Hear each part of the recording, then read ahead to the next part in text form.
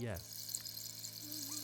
Desire penetrated, caressed, stretched, ash blood and cellulite dapple, elegance that belies mute beginnings, shy with the smooth skin of lust, a spring bud interrupted, a natural progression of slow, lingering violence, the scent of singed hair, of things hoped for, desire massaging the skin, rocking and ringing a faint chime.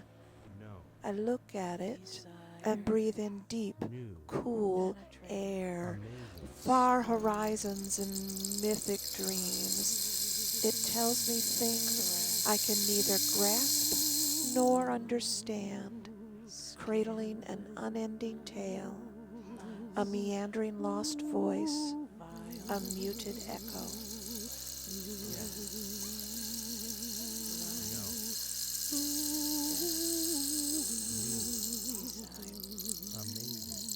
Apple, heat-soaked dreams, wavering upcurrents, languid. The sun splits me wide open. I sink my teeth into an apple and bury the heat.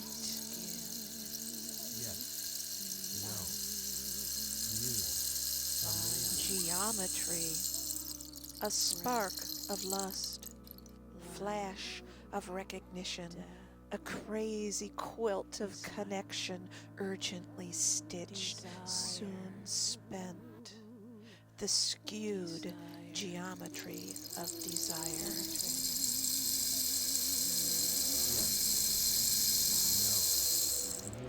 The sleigh bed, redolent with summer flowers, soft cotton sheets, tossed off blankets, lilacs, peonies, roses, poppies, chrysanthemums, but most especially roses.